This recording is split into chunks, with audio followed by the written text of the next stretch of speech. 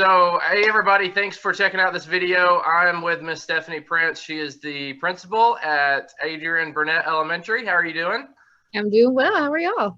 Good, good. And so I'm so thankful for you just taking a few minutes to share with us a little bit, kind of behind the scenes of what being a principal in this crazy year has been like. And we're excited just to bless you guys as a school. I've loved the partnership we've had with you all, and so just excited to send part of our Christmas offering to you all and just be a blessing this year. Yes, thank you. We also are so grateful for the partnership that the Grove has with us. You all make us smile literally on a monthly basis. So thank you so much. Yeah, well, you're very welcome. Well, just a few quick questions because I know your time is valuable. So, this year has thrown all of us for a loop. It's brought things on our plates that I don't think any of us expected, and so I'm sure for you as well. Maybe didn't envision yourself setting in this role at least at this moment. Or maybe several months ago. So Yeah. you're now the new principal, Adrian Burnett. What have you learned just trying to navigate through this year? Of twists and turns and unexpected stuff. Yeah, absolutely. You are right. I started off this year as the assistant principal and then it made that switch in September as Ms. Wolfenbarger moved on to work with a national teaching organization, which she's a perfect fit for that role. And we are so excited for her. And I'm very lucky to be able to continue at Adrian Burnett. But I have to say that if there's anything that I've learned, it's that if we say that we trust God, that we better mean it because there's going to be an opportunity where that's going to be put to the test. And that's exactly how the year started for me. That, finding out that your principal is leaving for another job in the middle of a pandemic is not exactly what I expected to start this year. But opportunities present themselves at even the toughest of times. And when they come, I've learned that faith just means that you take that next step. It's kind of like they say in what was that, Frozen 2? There's the next right thing. It's Yep, very yep. true at all stages of leadership. And I've learned so far that leadership really is kind of a mix of courage, faith, and grace. And that's sort of what we're trying to do one day at a time. Yeah, yeah, that's so true, and it's like I keep saying, from a ministry perspective, like it doesn't matter what training or seminary or anything like. There's not a single pastor that was prepared for this. I'm sure from the education side, there is no amount of administrative training or anything that prepares you for a moment like this.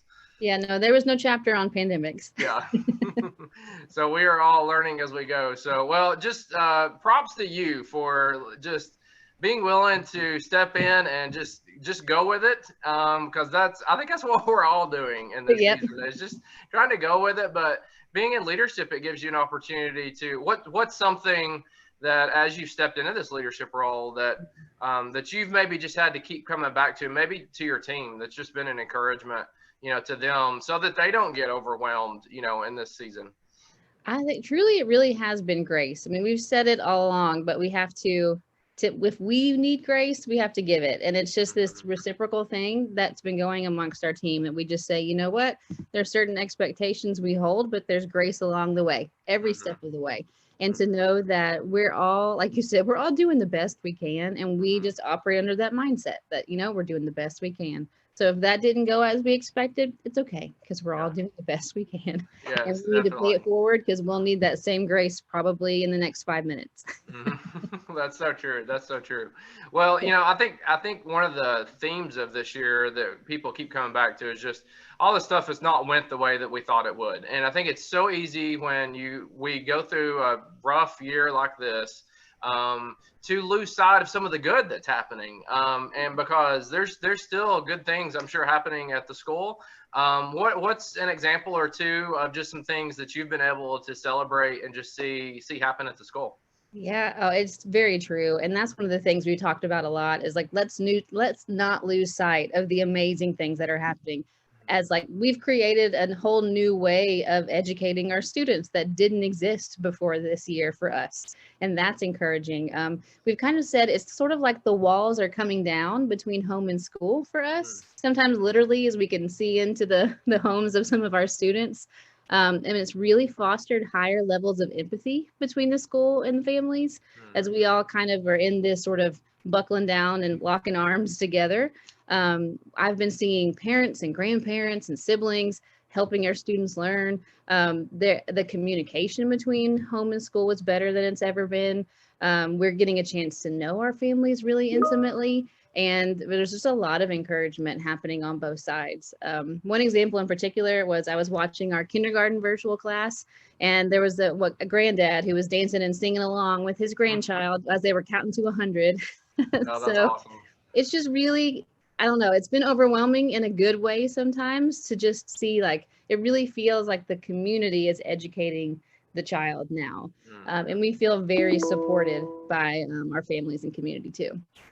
That's awesome. That's so good. Yeah, and it's neat to see people. That story of that granddad is just awesome.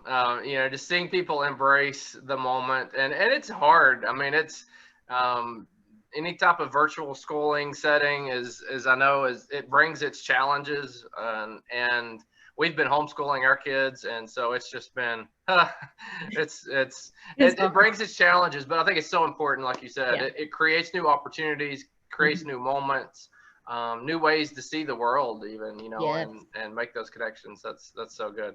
Yeah. I'm sure some of the virtual stuff has been a challenge as well, but are there maybe other challenges that, what's one or two other challenges that you've kind of ran into that maybe we could at least, if nothing else, be praying, for you as you navigate, look for the wisdom on how to navigate through some of the challenges that are in front of you. Sure. Yeah. I mean, it's one of those things we say all the time that right now we're just as excited as we are anxious when you're in a new time where you're trying out new things and, excuse me, educating in new ways. And really, some of the biggest challenges for us is I'm very proud of the staff at Adrian Burnett because we have been thinking outside of the box in so many different ways and really having each other's backs of like, I don't know what to do with this, but I know she's doing a good job of it. And just kind of really trying to work together, but we're tired. That's one of the things, and I think that's kind of a theme for everybody probably. Oh, yeah. But as far as on the education side of things, we're used to being physically exhausted, but adding on to that now emotionally and mentally, it's just taking a lot of energy to find the different ways to educate everyone in the way that's best and safest for them. So as far as what we would need support, encouragement, and prayer wise would really just making sure that the staff know that they're appreciated for the work that they're doing and that they can really take care of themselves too. That's been kind of a hard thing. When you see into the homes and see the needs of everyone on a larger scale, it's easy to kind of forget about yourself sometimes too. Yeah, self-care is so hard. I know that's one of the biggest challenges. I think that anybody in any type of position in the season where we have influence or investment into other people, the whole self-care conversation has been, there's so many people just drain. I heard somebody put it the other day, and I hadn't thought of it like this. They said this, especially the last 6 months, it's almost been like, when you go to the dentist and they do the x-rays and you lean back and they put that weighted thing on you, like on your chest. They're like, it's almost like every day you wake up and you've got that on, but you don't get to take it off. So as the day goes on, like you feel it more and more and it gets heavier and heavier. And at the end of the day, you get to take it off, but it's almost like you got to put it right back on the next day. Right. And I was like, wow, that is so true. I mean, it's been such a hard season where we feel so much and so from so many different directions. Absolutely. Yeah. What's a message? I know, that as a principal, there are things that you just love for people, maybe in the community to be mindful of. What's maybe just a message, just a word of challenge or encouragement or something that you would want to just kind of extend out to the community at large? Yeah, well, the first thing that pops into my mind is please wear your mask. Now, I know that it seems so little, but honestly, we're doing well at school safety wise, but our extended school family is hurting and they're becoming increasingly affected by this pandemic and everything that's going on. And we really want to be able to provide a safe place for our students to learn. We know that they're very safe at school and we want to keep it that way, but we need the adults to be safe too, so that we can take care of them. And just really, I would encourage the community to just continue taking care of each other because we're really struggling on the inside.